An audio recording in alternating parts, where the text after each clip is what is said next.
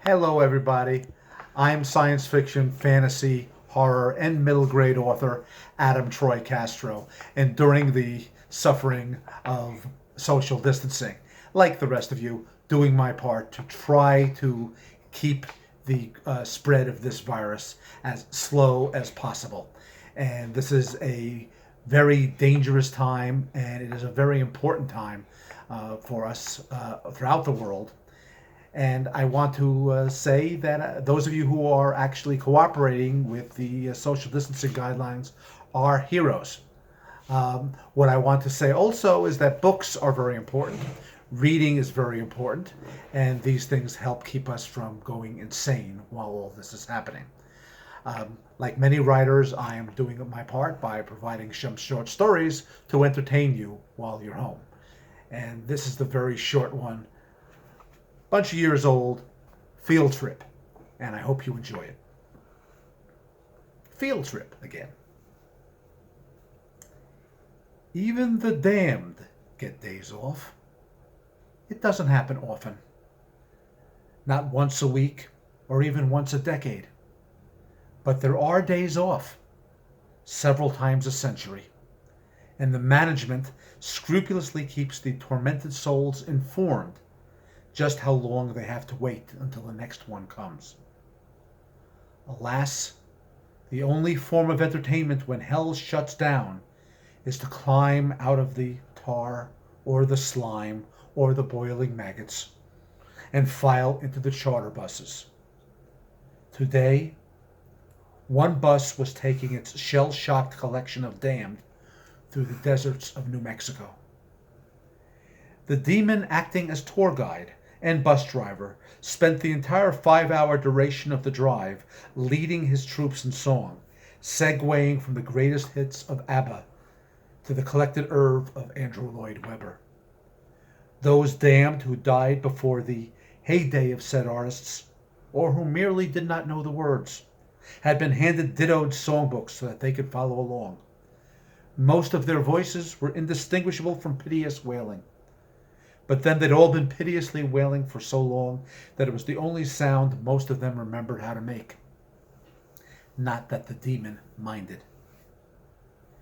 In the 5th hour of the drive, he got on the public address system and said, "Okay, kids, I know you must all be anxious to get off the bus, and in a few seconds you're all going to get your chance."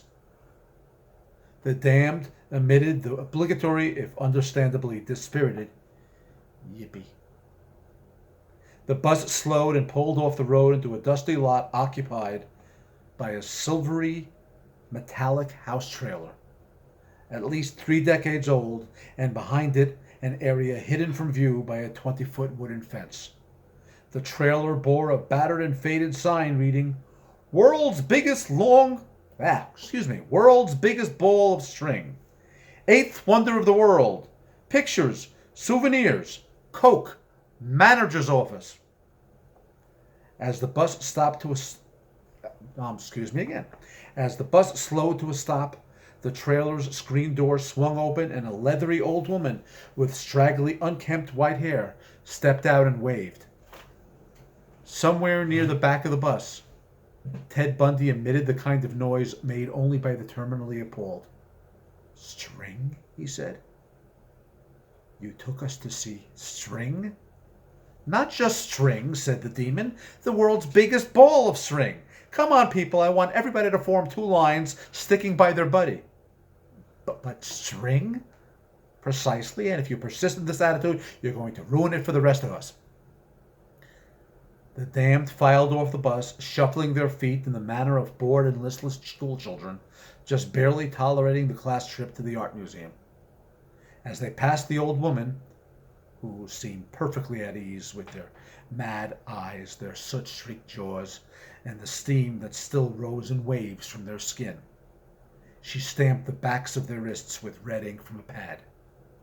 It was a slow and pointless process, since this was the only tour group seeking admittance today, but she still made sure she stamped everybody. Then she opened the gate and the damned shuffled in. It was a ball of string 20 feet high. As the damned lined up, the old woman came in via a separate entrance, stood next to the string to establish a set of scale, and recited, "This here is the world's largest ball of string. It was compiled out of over 100,000 separate balls of string collected and cataloged by my late husband, Cecil Hardgrove, over a period of 40 years. In 1978, it was declared the world's largest ball of string by the Book of World Records. And with the exception of a 2-year period in the late 1980s when another string collector in Arizona fraudulently disputed our claim, it has remained a unique slice of Americana ever since. For copyright reasons, we must ask you not to take pictures. Thank you for visiting the world's largest ball of string, and please stop in our gift shop." "No, thank you," said the demon politely. "We must be getting back. Hurry along, kids." The damned filed back on the bus and took their seats for the 5-hour drive back to hell. The demon paid up, got a receipt, and returned to the driver's seat. He made them sing Kumbaya all the way back. The end. Stay healthy and safe, everybody.